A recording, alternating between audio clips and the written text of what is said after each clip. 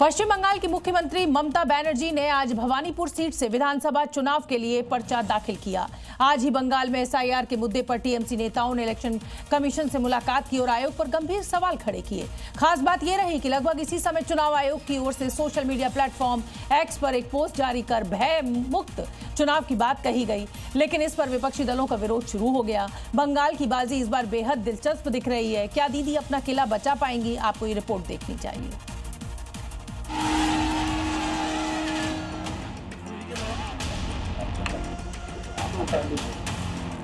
पश्चिम बंगाल के भवानीपुर में आज ममता बनर्जी ने विधानसभा चुनाव के लिए नामांकन दाखिल करने से पहले करीब 3 किलोमीटर लंबा रोड शो किया। ममता बनर्जी के हजारों समर्थकों का हुजूम ये साबित करने में जुटा रहा कि भवानीपुर का किला पक्का है, लेकिन चुनावी गणित का क्या ठिकाना। क्या पता ममता दीदी का ये सियासी सफर कहां तक चलेगा। शायद यही हो जाए कि दीदी ने छूटते ही चुनाव आयोग की नियत पर सवाल उठा दिया। মনে দুঃখ নিয়ে করছি, কারণ এত নাম বাদ দিয়েছে মানুষের।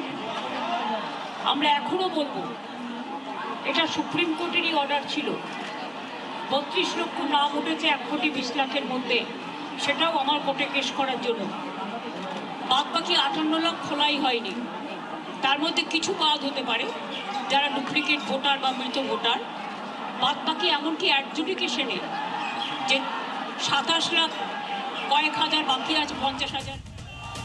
इधर दीदी बंगाल में अपने वोटर्स के सामने लाल हो रही थी और उधर दिल्ली में टीएमसी के नेता चुनाव आयोग से मिलने पहुंचे और बाहर आते ही चुनाव आयोग पर गंभीर सवाल उठा दिया।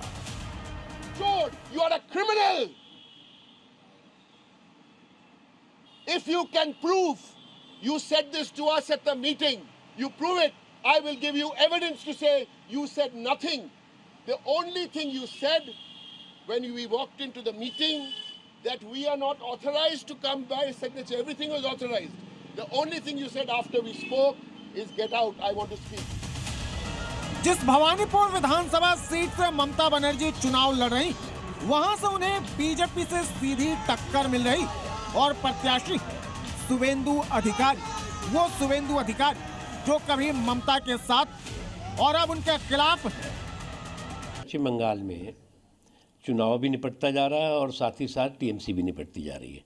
मैं तो बिना मांगी सलाह टीएमसी के लोगों को दूंगा कि भैया जो बचा खुचा चुनाव बचा है उसमें जो है वो आप चुनाव आयोग से भिड़ने में जितनी ऊर्जा लगा रहे हैं, अगर उसकी आधी ऊर्जा जो है वो चुनाव लड़ने में लगाएंगे तो आपका हो सकता है कुछ भला हो। बंगाल में इस बार विधानसभा चुनाव के लिए 23 और 29 अप्रैल को वोट डाले जाएंगे और इस बार मुकाबला दिलचस्प होता दिख रहा है। इसके खास वजह ये कि 2011 में बीजेपी को यहाँ 4.06% वोट मिले थे, लेकिन सीट शून्य रही। फिर 2016 में वोटों का प्रतिशत 10.16 पर पहुंचा और उन्हें 3 सीटें मिली और इसके बाद 2021 में बीजेपी को 38% वोट मिले और सीटें 77 मिली। अब बड़ा सवाल यह है कि 2026 में बंगाल में मां, माटी और मानुष का मिजाज कैसा है। क्या वो बदलाव चाहती है या फिर दीदी को एसआईआर के मुद्दे पर सहानुभूति मिल जाएगी। ब्यूरो रिपोर्ट, जी मीडिया।